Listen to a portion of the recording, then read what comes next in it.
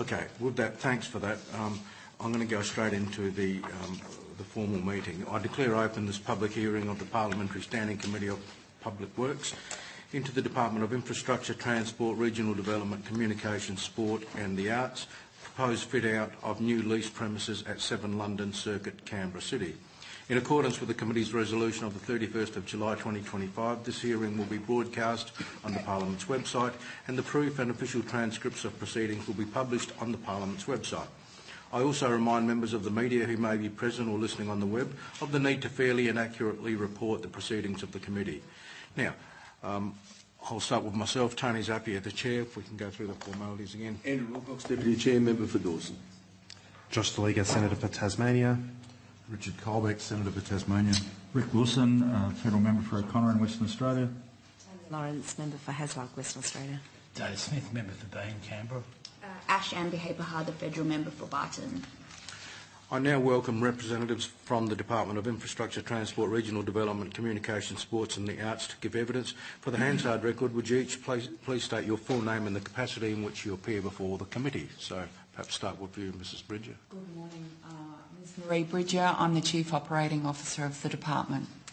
Susan Charles, the Acting First Assistant Secretary for Enabling Services within the Department. Project Director.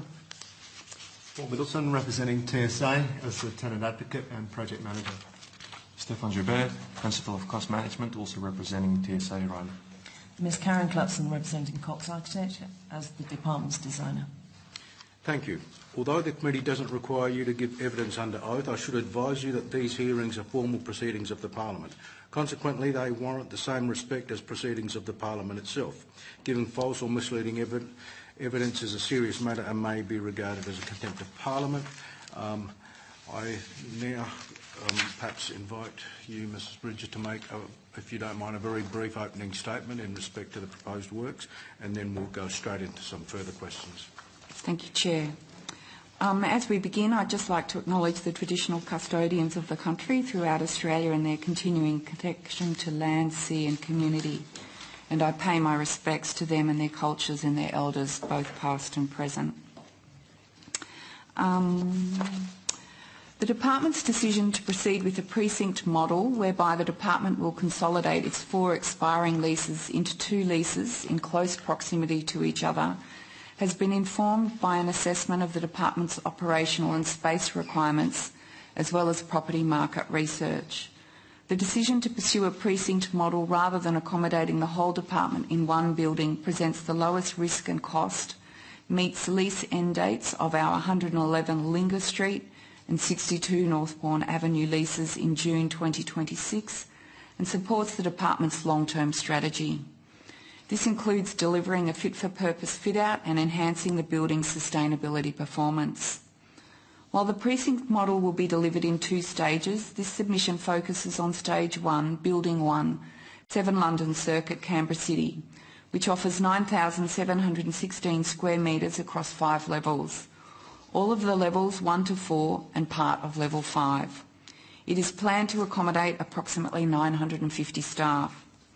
The procurement for second stage, our Building 2, remains active and will provide the remaining 13,500 square metres required to meet the lease expiry of our Nishi premise in December 2027. The second stage will be addressed in a separate submission. The Department's current offices are outdated, no longer meet modern standards and are uneconomical to refurbish. In fact, the Department has accommodated our Linga and Northbourne premises for over 20 years. Dispersed locations do limit our efficiency and do not support contemporary and collaborative work practices. Consolidation enables a reduced footprint aligned with the Commonwealth Property Management Framework, improving sustainability, collaboration and cost effectiveness. The estimated total budget for this project is $32.5 million. The project's construction will be managed by the Department's client-side project manager, TSA Riley, and will encourage local industry participation in accordance with Commonwealth procurement guidelines and requirements. The Department has followed a structured multi-phase consultation process involving staff surveys, workshops and feedback sessions to inform the workplace design. Governance bodies, staff committees and networks, including representation from all divisions, diversity groups and the union, have provided input throughout. Additional engagement has included First Nations consultation and collaboration with operational teams to ensure the design reflects our diverse needs and supports a modern, inclusive and adaptable workplace. While the initial construction program anticipated to start as early as September 2025, subject to parliamentary approval, construction is forecast to commence in November 2025, with completion by May 2026. Occupancy of 7 London Circuit is planned from July 2026. Chair, thank you for the opportunity to present. That concludes my opening statement, and we are now ready to answer questions from the committee. Thank you, Mrs Bridger.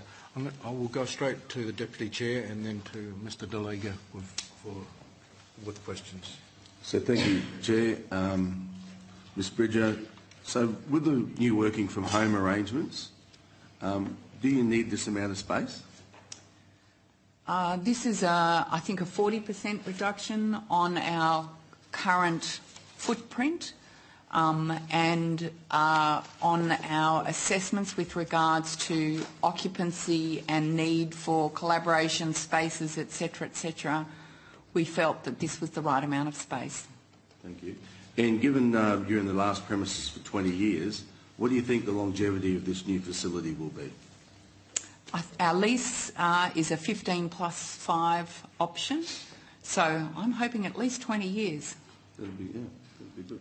And last one to Mrs Cluxton. With the facilities, have you made provision for like walk, run to work, ride to work, facilities for people to store those things and then be able to have... Yes, Mr Wilcox. We have the 7 London Circuit is a recently refurbished base building offer, and as a result it has contemporary and compliant end-of-trip facilities which accommodate the required showers, storage, bike storage, and much of that is at ground level to encourage participation and accessibility. It's a high-performing base building. Yes. Excellent. And last question, for those like me who don't walk or run to work, yes. Is there the appropriate car parking for the facility? I think that's a kind of lease question on the car park, if you don't mind me offering that back to Mr Leaper. So the car parking arrangements are directly across the road. There is a large public car park. There is proximity to bus parking at the rear of Marcus Clark, and there will also be, on completion, a tram stop close by as well. So there is a large amount of public parking in and around the vicinity. Thank you. Thank you, Chair. Thank you. Josh? Thanks, Chair. And I may just declare that I was a former CPSU work health and safety official in a prior life before being elected as a senator.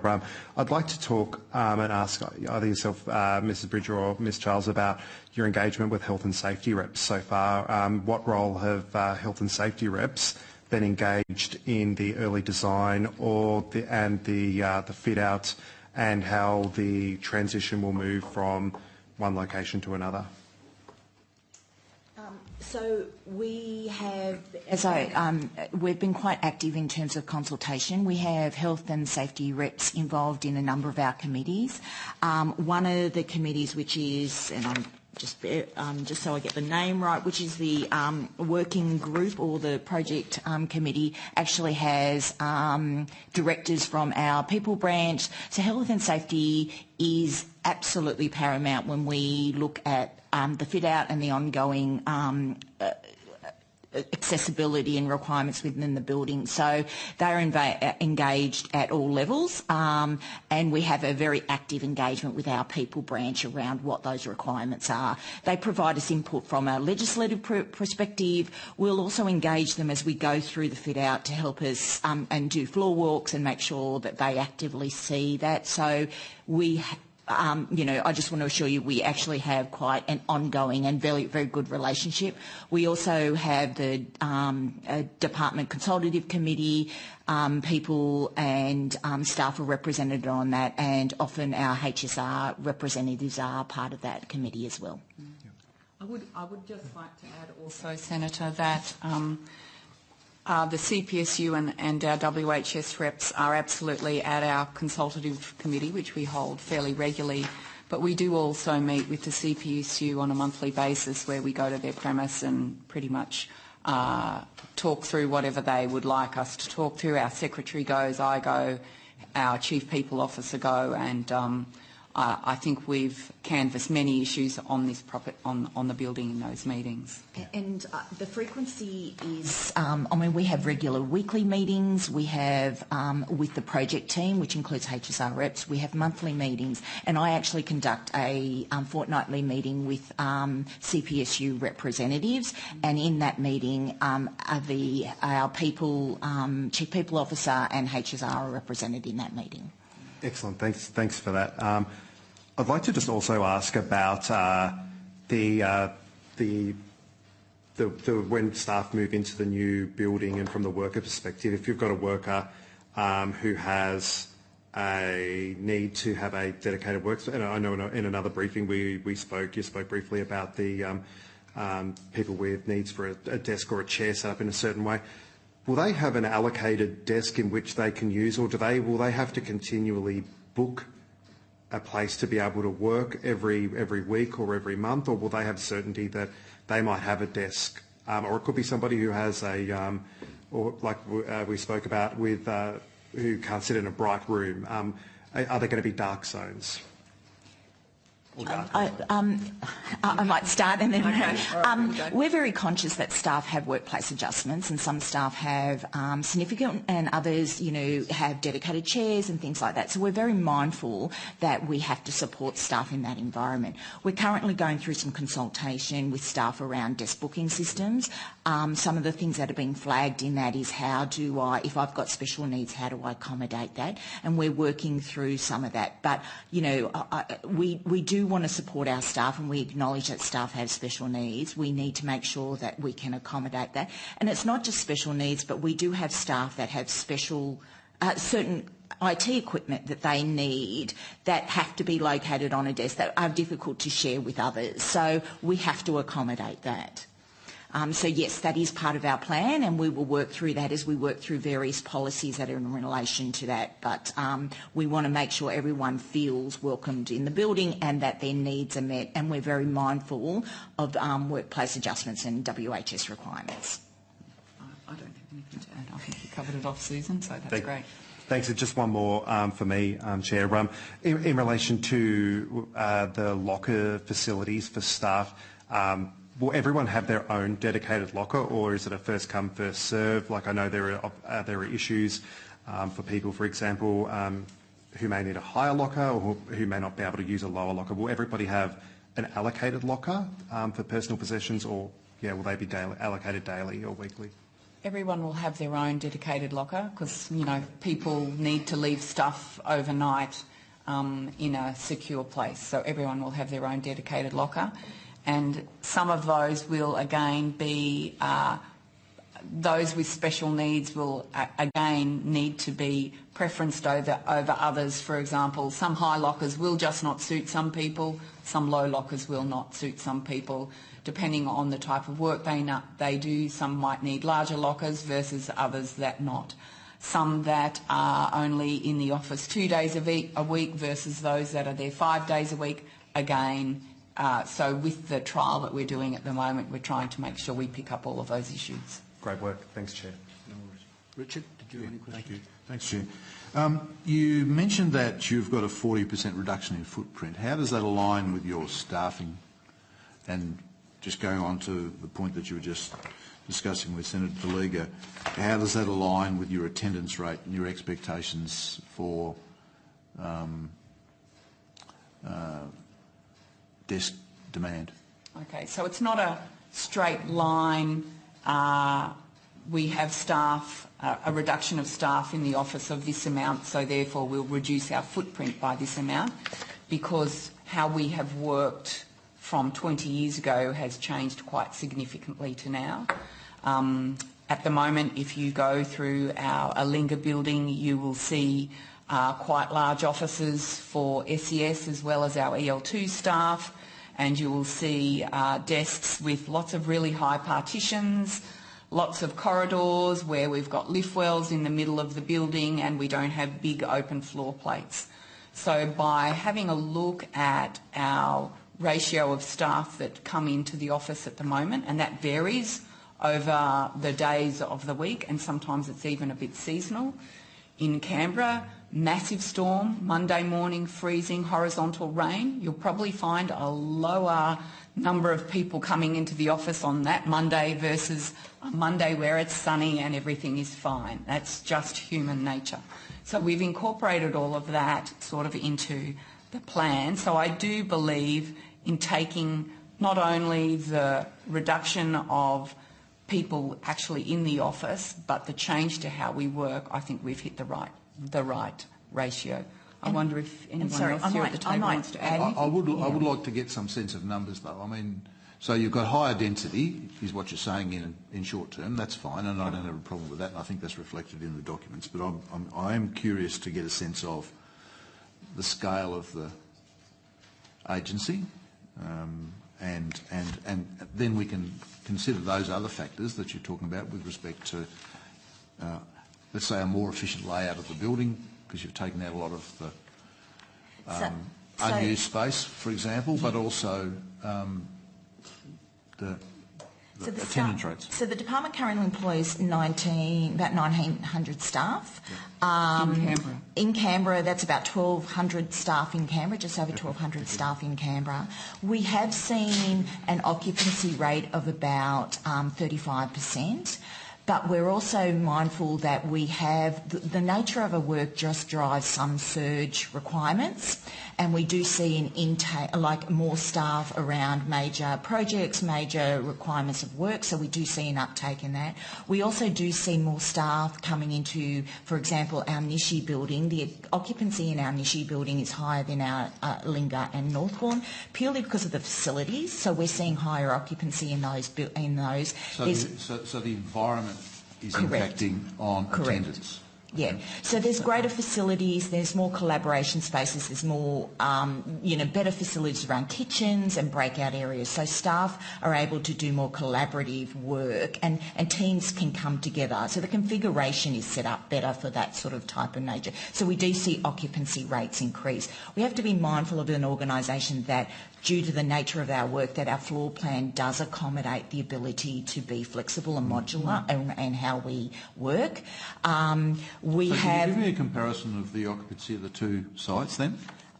I think it ranges from, in our Linga and Northbourne, we're probably about 25%, while we go into Nishi, you're probably looking at the 35+% rate. When we had major pieces of reform, we got a much higher level in occupancy, and it probably was encroaching on the 40+ rate. So again, very very driven by the nature of the work as well, but we do see quite differences between buildings due to the facilities and the layouts. Okay. And so your design occupancy is 7 out of 10? Yes. So in that sense, if you're running at about 35, you've got pretty reasonable capacity? Yes. The thing about the fit out is that, and as I mentioned, it is modular and flexible in terms of the ability to cope with operational requirements. And we're also mindful that should the department change in its configuration or not, the way we've gone about acquiring and procuring this property allows us that flexibility in the building space as well. Some mogging space. Yeah. Correct. Okay. Just recently we had sports mog in, and we, were lucky to receive an additional 50 staff. I did notice that as a former sports minister, I knew where to go for estimates.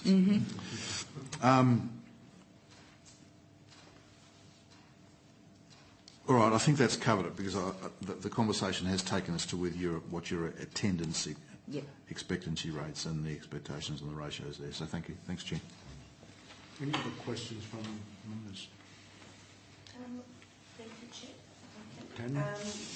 Just with the timing of the leases that are expiring, and then the move to this new building, I think he was suggesting should be completed late next year. Is that correct? In the middle of next year. Middle of next year. Yeah. So then what's the intention for the use of the buildings that you'll still have an ongoing lease for another year or two? So the buildings that we are leaving, which is Alinga and Northbourne, their leases end at June 30 of next year. So which is why we're wanting the works to be completed around May-ish, early May-ish, and that then gives us the 6 to 8 weeks to move everybody out of our existing buildings, and then we don't have any overlap of rent. That's so Philip Law and Narland Street offices. Oh, so the building that we're moving into will only accommodate the staff that are leaving the Northbourne and Alinga offices. The lease at Nishi and the MOU at Narellan, they expire after that. And if you recall, I talked about a part 2 or stage 2 of this project. That's when those staff will move into another building close to 7 London Circuit. So it's a 2-stage moving of 4 buildings to 2. Right. All right. Thank you, Chair. Thank you. Can I just ask this? Are all staff entitled to work from home, and do all staff at times work from home? All staff have the opportunity to work from home, but we do need to think about operational requirements. For example, if they're working on systems that require them to be in the office because of security level, for example, they can't do that work at home. They probably could do some of their work at home because they don't do all of their work on those secure systems. There's also work, for example, it might relate to the content of what they're working on. Okay. You don't need to. Yep. Could I reverse the question? Are there any staff that work from the offices every day? I do. Yes. And if so, what proportion would you say come into work every day? I don't have that figure on me, but we could possibly try and get it through the course of the morning. I suspect it would be us manually doing a count. Okay. So we don't. People can complete. Those that want to work from home complete a work from home form. It's an ad hoc arrangement, which means it might be quite difficult for us to get the data that tells you exactly how many people work from the office permanently or full time. But there are, like for example, myself, I might work every day for a month, but then occasionally, might work from home for a day. So it's really hard to get that data. But we do have to accommodate people who do also choose to work from the office full time. And as part of the consultations with your staff, were there any matters raised that you were not able to accommodate thus far?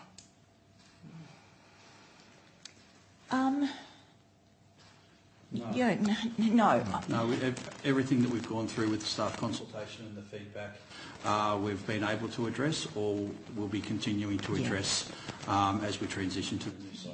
Yeah. Okay. All right. Is there any other questions from Ash? I'm just trying to understand the booking system. Is that to alleviate concerns, particularly because what I'm hearing from this conversation is that there are seasonal aspects. You'll have, a bit of an upshot on people might be coming in. What I envision is sometimes if you've come in, you need a space to have a meeting. You may not have that because there's more people in the office. So is that booking system in place to help mitigate that concern? Because I can imagine that would be quite frustrating for workers if they're not able to do an online meeting. Yeah. I mean, one of the principles around the booking system is to ensure that everyone has fair and equitable access to the facilities. And so we are currently going through a consultation around our desk booking system to make sure that those sort of questions that staff will raise we can address. We haven't finalised what that looks like, and we are working through it. But the general principle is that everyone should be able to fairly access all the services, and no one person should be able to permanently book something because it's got to be fair. Yeah. Yeah. I'd just like to add to that.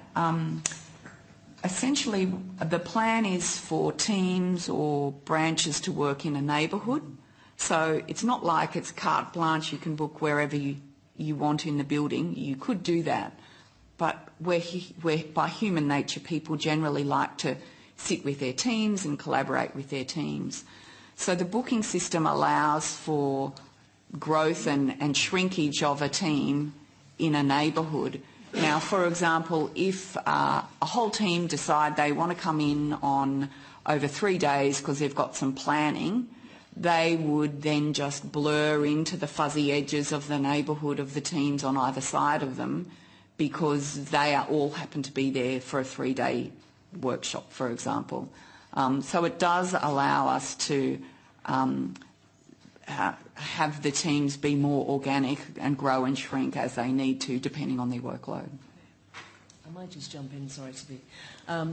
The requirements that develop the test fit and the accommodation that's provided are data-driven. So the consultation and the data mining that occurred on the existing organisation looked at utilisation rates for what was required for all of the teams.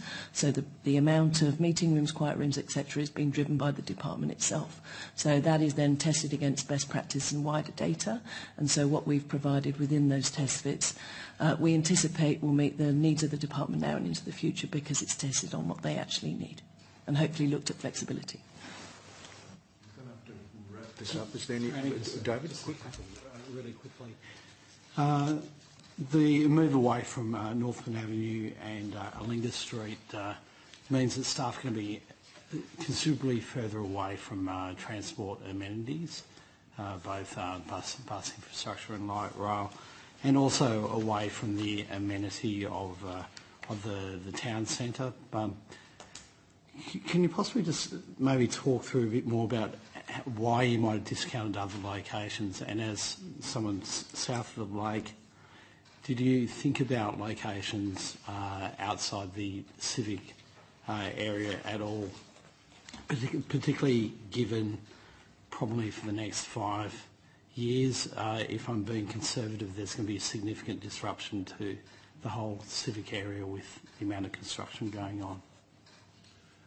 Mr. Smith, we did certainly look at areas in preparing for the precinct solution and looking at options for the department.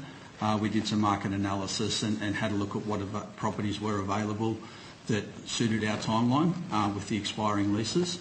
That would also prevent us or require us to enter into or exercise existing lease options that are quite costly.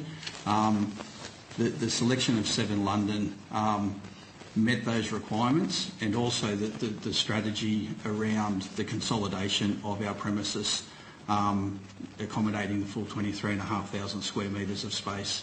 There was nothing outside of the CBD that met the time frame that we're required to meet. Thanks. And maybe a too general question, but does it actually make sense signing 15-year leases given the significant changes we're now seeing in terms of staff utilising the office at all? Does it actually make sense that that departments lock themselves into such long-term leases when there's the variation in attendance levels is so drastic? I mean, how many empty neighbourhoods do you have in your building pretty much at the moment? Sorry, how many? How many empty neighbourhoods do you have in your building at the moment? We have a few, but I think by moving to a smaller square meterage per individual and by having a far more amenable fit out and workspace, I think our staff will actually really like coming to work versus where we are currently located, and we are challenged with air conditioning challenges, lift challenges, water leakage issues. Some of the reason I think that we have our low occupancy is literally because of the age and the look and feel of our current fit out.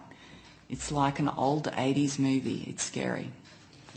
I've been in that 80s movie Just to let you know, many meetings in that office. And I might just add that one of the things about when we're looking at the leasing is that we are looking at the flexibility of if we have changes in the organisation, that we can work with the landlord around how we manage the lease, and if need to, we can sublease floors throughout our lease agreement. So we are looking at how we, if we don't require space, how we can manage that. So we're mindful that we get, you know, from a cost perspective, longer leases, we get a lot of benefits out of that, but we're also mindful that how staff work has changed, as we saw with the, you know, the COVID and how that impacted staff. So we are mindful that, you know, we need to be reflective of how staff may work in the future, and we need to work with our landlord and our leases, balancing the cost implications and the staff implications. Thanks, Chair. Thank you. Look, I'm going to have to close this session. I thank you for your attendance today, and you will be sent a copy of the transcript of your evidence to the committee. If you feel you need to make any changes, please advise, and we'll try to accommodate those changes. With that, I declare this public hearing closed.